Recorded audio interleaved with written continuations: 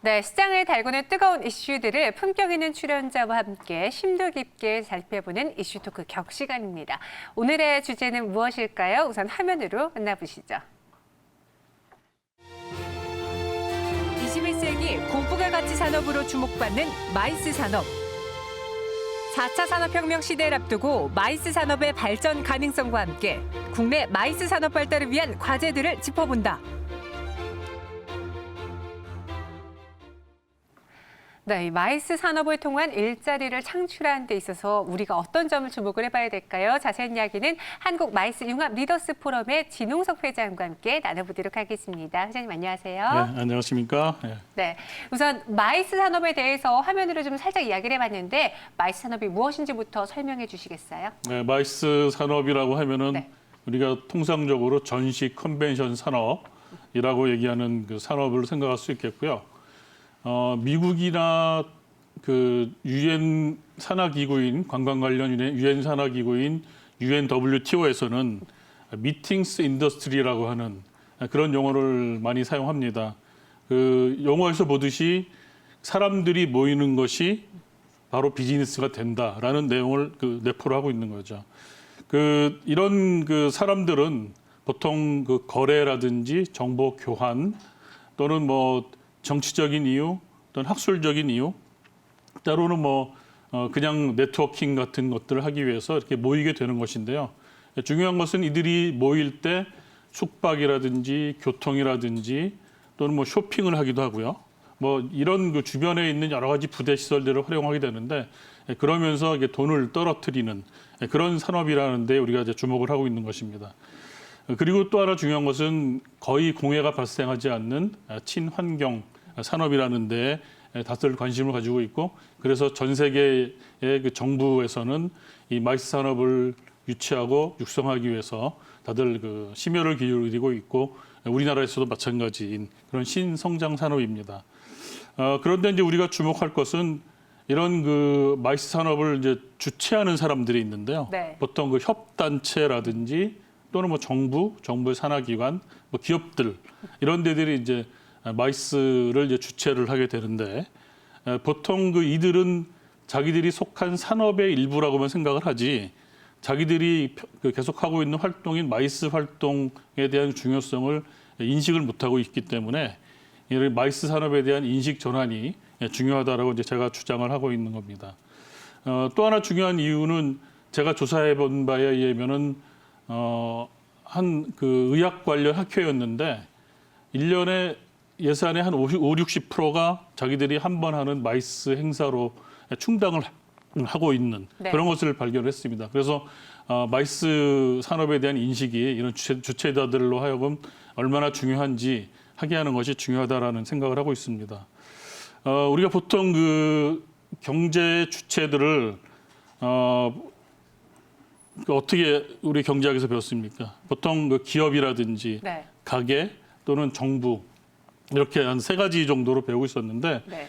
사실은 이런 세 종류 부류에 속하지 않으면서 경제 활동을 하고 있는 이런 제3섹터에 있는 협단체들의 활동, 그네들의 경제 활동이 굉장히 중요하다라는 것이 저희들이 주목하는 점이고요. 이들이 적극적으로 경제 활동을 할 때 이러한 내수 시장이 창출될 수 있다라고 보고 있는 겁니다. 바로 이러한 협단체들은 보통 공동체의 모양을 띠고 있습니다. 회원이 있고 그래서 같이 이제 그런 서로의 서로의 이익을 이제 공유하기 위해서 노력을 네. 하고 있는데 그렇기 때문에 이제 어떤 공유 경제에 잘 맞고 그리고 우리가 이제 4차 산업혁명 시대가 도래하고 있는데 거기서 얘기하고 있는 오픈 플랫폼이라든지 이런 것들에 잘 맞는 그런 구조이고 또 하나 이제 이런 협단체들은 자기들의 권익을 수호하기 위해서 어떤 제도라든지 법이라든지 이런 것들을 정부나 또는 대기업들을 대상으로 주창을 하게 되는데 우리가 이제 애드버커시라고 하는 용어를 씁니다.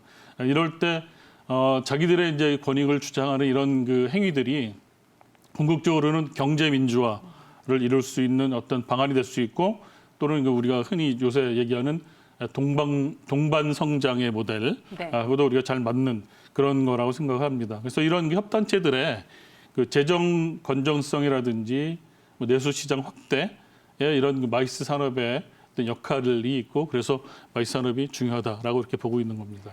네, 이렇게 많은 사람들이 좀 모이게 된다라면 그 안에서의 비즈니스 모델도 창출되겠죠. 마이스 산업의 장점이다라고 정리해 볼 수 있을 것 같은데요.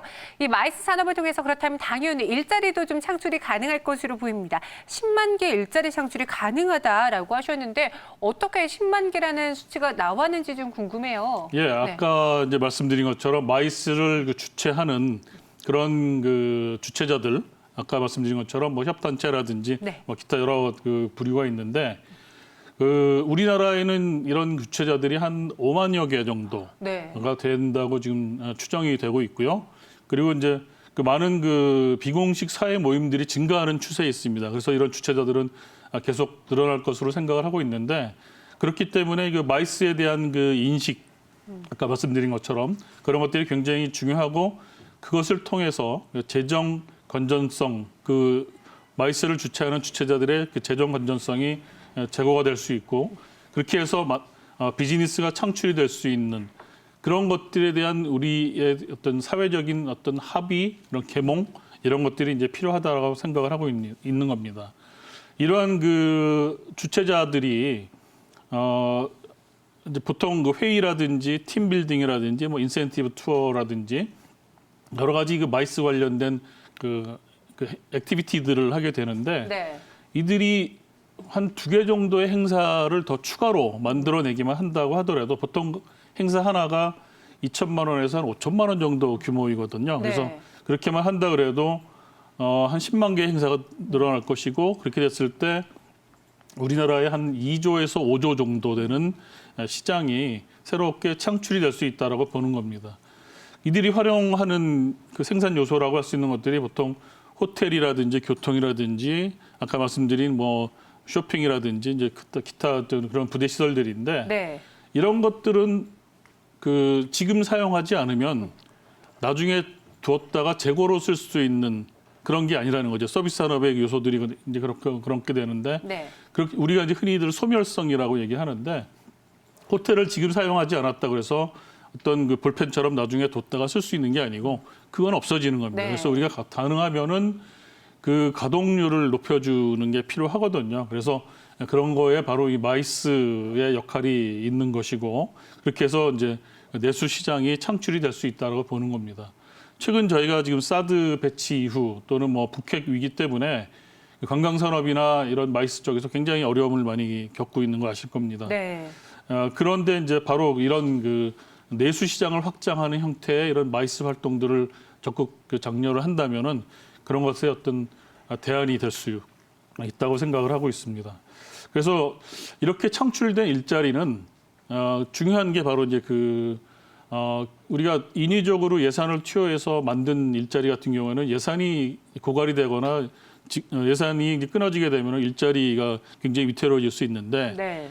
이네들은 그 스스로가 만들어낸 시장 그리고 자기들의 그 먹거리를 만들어낸 격이 되기 때문에 이런 일자리는 지속 가능성이 있고 그리고 이제 그 양질의 일자리가 될 가능성이 크다라고 보는 겁니다. 네, 이 서비스 등의 부대 시설을 이용해서 적재적소에 좀 일자리를 활용할 수 있고요. 여기에도 스스로 시장을 창출한다라는 점에서 양질의 일자리도 가능하다라고 그 일자리에 대해서 말씀해 주셨습니다. 그리고 이제 회장님도 아시다시피 4차 산업혁명 시대라고 하잖아요. 그럼 그 안에서의 마이스 산업에 좀 변화도 있어야 될 것 같은데 발전 가능성 어떻게 보시나요? 네, 그 다보스 포럼에서 2017 세계 리스크 보고서라는 걸 이제 발표를 했고요. 네. 거기 앞으로 향후 10년간 그 세계의 발전을 좌우할 중요한 추세를 한 5가지 정도 들었고 그거로부터 핵심 도전 과제가 이제 창출이 되는데 네. 5가지를 이제 한번 들어보면은 네. 세계 경제 성장 활성화 문제, 그다음에 시장 자본주의의 개혁 문제, 공동체 재건 문제, 그리고 기술 변화 관리 문제, 그리고 마지막으로 국제적 협조 체제 강화 문제 이렇게 5가지를 들고 있는데 저는 이런 그 과제들을 마이스 산업의 그 주체자인 이런 그 협단체들 제3섹터의 인식 개선을 통해서 상당 부분 해결할 수 있다라고 생각을 하고 있습니다. 그 4차 산업혁명 시대의 어떤 그 정신이라고 할 수 있는 것들이 공유성, 개방성, 뭐 또는 뭐 플랫폼 뭐 이런 얘기들을 많이 하고 있고 주도하는 기술들이 뭐 IoT라든지 인공지능이라든지 빅데이터라든지 또는 뭐 우리가 초연결 사회라고 하는 이런 구조로 가고 있는데 그 앞으로 경제라든지 사회 구조가 대변혁이 일어날 거라는 것을 우리가 예측을 할 수가 있습니다. 우리가 상품을 생산을 해서 공장에서 생산을 해서 물류를 통해 배송을 하고 그걸 쇼핑센터에 진열을 해놓고 소비자들이 가서 쇼핑을 하는 이런 그 제조업 중심의 사회가 이제 바뀔 거라는 것이고요. 그리고 이제 한 개 생산 비용이 제로가 되는 네. 물건을 추가로 생산하는데 비용이 하나도 들지 않는 이런 새로운 그 경제 패턴, 그런 사회 구조가 가능해질 거라는 겁니다.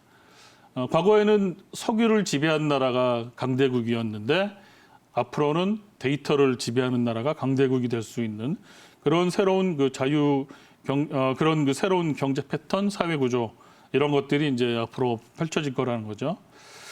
우리가 또 그 시장 경제로부터의 어떤 폐해라든지 이런 것들을 그동안 많이 목도를 해왔습니다. 네. 뭐 양극화라든지 뭐 이런 여러 가지 문제들을 봤었는데 그것 때문에 그 젊은이들이 그 구조를 뛰어넘기 위해서 스펙도 쌓고 여러 가지 고생을 많이 하고 있는데 별로 솔루션이 답이 잘 안 보이고 있는 그런 상황이거든요. 네. 그런 그 문제들을 우리가 이제 해결하기 위해서는 그 구조적인 결함을 이제 대체를 할 필요가 있다. 그런 문제입니다. 그래서 이런 그 제3섹터 내에 있는 그 주체들의 그 경제 의식 제고 그리고 이제 그네들의 그 협력적 경제 행위 이런 것들이 결국에는 이제 자기들이 속한 단체들의 재정 건전성을 높여줄 것이고요. 그네들의 그 경제 자립도가 이제 완성이 되고 그랬을 때 공동체 재건도 가능해지고 시장 자본주의에 대한 아까 지적했던 문제들도 해결이 될 수 있고 그리고 경제 활성화 문제도 어느 정도는 해결할 수 있는 방안이 아니겠느냐 저는 이렇게 생각을 하고 있는 겁니다. 네. 이 4차 산업혁명이라는 그 특징을 좀 파악을 했을 때 이 마이스 산업이 그 안에서 발전을 할 수 있겠구나라는 생각이 듭니다. 우리 또 이 마이스 산업에 대해 발전을 위해서 힘써주시고 있는 회장님과 함께 오늘 이야기 나눠봤고요. 진홍석 회장님은 여기서 보내드리도록 하겠습니다. 오늘 자세한 말씀 고맙습니다. 네, 감사합니다.